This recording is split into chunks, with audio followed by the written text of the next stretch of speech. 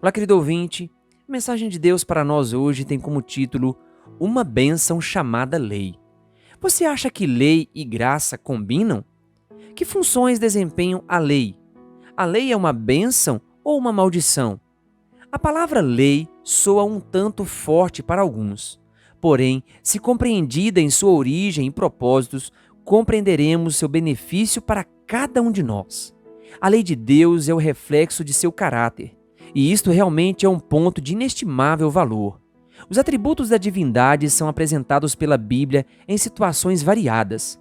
Quando Moisés rogou a Deus para ver sua face, o Senhor lhe respondeu: Não poderás ver a minha face, porquanto homem algum verá a minha face e viverá.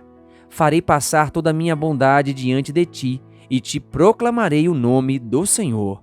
Êxodo 33, versículos 19 e 20.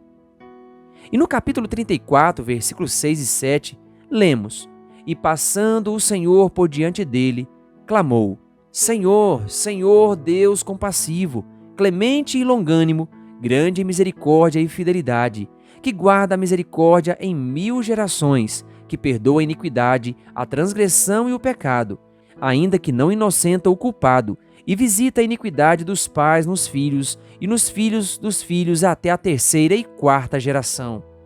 Ao mencionar os atributos da lei de Deus, as Escrituras usam os mesmos característicos usados na descrição da divindade.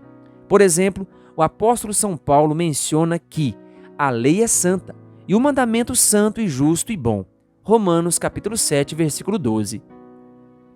Na poesia de Davi encontrada no Salmo 19, versículos 7 e 8, nós lemos: A lei do Senhor é perfeita e restaura a alma. O testemunho do Senhor é fiel e dá sabedoria aos simples. Os preceitos do Senhor são retos e alegram o coração. O mandamento do Senhor é puro e ilumina os olhos. Encontramos nessas duas citações vários desses atributos. Isso estabelece finalmente o fato de que a lei de Deus é o reflexo de seu caráter. Sendo Deus eterno, logo sua lei é também eterna. Assim, dizer ou afirmar que a lei de Deus surgiu no Monte Sinai é muito comprometedor. No Monte Sinai, o Senhor deu sua lei por escrito a um povo cuja sensibilidade espiritual estivera em declínio pelos muitos anos de escravidão. É bom esclarecer que justamente ao tempo que a história comprova o surgimento da escrita alfabética, ou seja, por volta do ano 1450 a.C., é que Deus assim se manifestou, dando por escrito algo que já existia e era conhecido. Homens como Enoque, Noé e Abraão foram fiéis, leais e obedientes a Deus. Eles obedeceram o quê? No que foram leais e fiéis? É claro e lógico que assim procederam em relação aos preceitos divinos. Desta maneira, afirmamos que a lei se originou com o próprio Deus. Não só ela é eterna no tocante ao tempo de sua origem, como o é também quanto ao tempo de duração. Cabem muitas reflexões neste estudo com respeito ao propósito da lei de Deus. Na qualidade de expressão do caráter e do amor de Deus, os 10 mandamentos revelam a sua vontade e propósito para a humanidade. Viver em harmonia com esses santos preceitos é viver em harmonia com o próprio Deus. Desta forma, Deus concedeu sua lei a fim de prover abundantes e ricas bênçãos para os seus filhos. A seguir, enumeramos alguns propósitos específicos da lei de Deus. Número 1. Ela revela a vontade de Deus para a humanidade. Em sua simplicidade, os 10 mandamentos são amplos e abrangentes. No entanto, apresentam um padrão moral de conduta para a humanidade idealizado por Deus. Eles definem nosso relacionamento com o Deus Criador, bem como orientam o relacionamento com os nossos semelhantes. A lei desempenha um papel fundamental na vida das pessoas, tendo em vista seu bem-estar. Número 2. Ela é a base do concerto divino. Num discurso onde exortava o povo à obediência, Moisés assim se referiu à lei de Deus. Então vos anunciou ele o seu concerto, aliança, que vos prescreveu os 10 mandamentos e os escreveu em 2 tábuas de pedra. Deuteronômio, capítulo 4, versículo 13. A base da aliança divina com seus filhos fiéis estava nos 10 mandamentos. Vivendo segundo esse padrão de vida, Deus se comprometia em dar bênçãos e prosperidade aos que lhe fossem fiéis. Sendo a base do concerto divino, Deus gravou-a com seu próprio dedo em tábuas de pedra. Êxodo 31, versículo 18 diz: E tendo acabado de falar com ele no monte Sinai, deu a Moisés as 2 tábuas do testemunho, tábuas de pedra, escritas pelo dedo de Deus. Número 3. Ela é o padrão do julgamento divino. Enaltecendo a lei de Deus, assim se expressou o salmista: A minha língua celebra a tua lei, pois todos os teus mandamentos são justiça. Salmo 119, versículo 172. A lei de Deus estabelece o padrão de justiça, pela qual cada um de nós será julgado. Tiago menciona isto da seguinte maneira: Falai de tal maneira e de tal maneira procedei, como aqueles que hão de ser julgados pela lei da liberdade. Tiago 2, versículo 12. Embora nossa consciência nos diz que devemos proceder de modo correto, ela não nos diz o que é correto. Somente uma consciência aferida com o excelente padrão divino pode impedir que caiamos em pecado. E não nos esqueçamos do conselho do sábio: Teme a Deus e guarda os seus mandamentos, porque este é o dever de todo homem.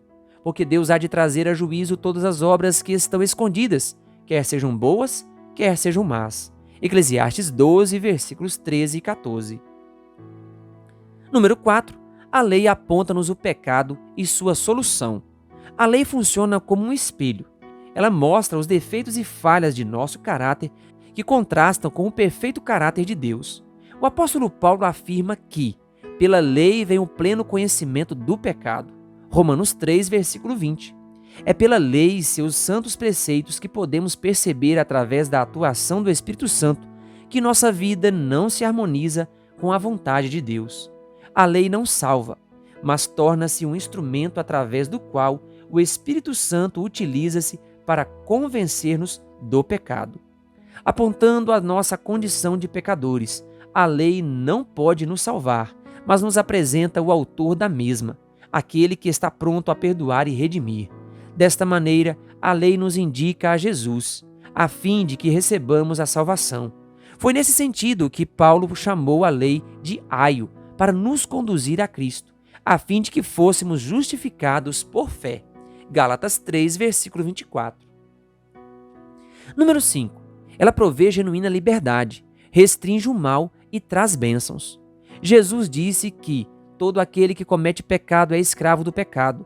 São João 8, versículo 34. Quando transgredimos a lei de Deus, não nos achamos em liberdade. Viver segundo os limites da lei de Deus significa liberdade das garras cruéis do pecado que escraviza e destrói. Viver de acordo com a lei de Deus liberta-nos das amargas consequências do pecado. Os 10 mandamentos representam um resumo de todos os princípios corretos e aplicáveis a toda a humanidade em todos os tempos. Eles são muito mais que simplesmente uma série de proibições. A lei dos 10 mandamentos não deve ser considerada tanto do lado proibitivo como do lado da misericórdia. Suas proibições são a segura garantia de felicidade na obediência. Contemplamos nela a bondade de Deus que, revelando aos homens os imutáveis princípios da justiça, procurava resguardá-los dos males que resultam da transgressão. Que ao examinarmos a palavra de Deus, possamos ser imbuídos do amor de Cristo, e que este amor possa abrir nossos olhos e compreender que a observância correta da lei de Deus é um ato movido pelo amor que sentimos por Ele. A lei de Deus, nos 10 mandamentos, é uma grande bênção que Deus deu ao homem. Se você deseja ser fiel a esses princípios, ore comigo agora. Soberano Deus e eterno Pai, muito obrigado, porque a Tua palavra nos deixa claro a Tua lei, os Teus princípios, a norma do Teu caráter. Nos ajude, Senhor, a vivermos de acordo com a Tua vontade, de acordo com os Teus mandamentos. Somente por Ti seremos capazes. Toma-nos em Tuas mãos, abençoe cada ouvinte. Nós oramos no nome de Jesus. Amém. Querido ouvinte, que Deus lhe abençoe. Se você ainda não é inscrito no canal O Bom da Bíblia no YouTube, se inscreva e ative o sininho das notificações.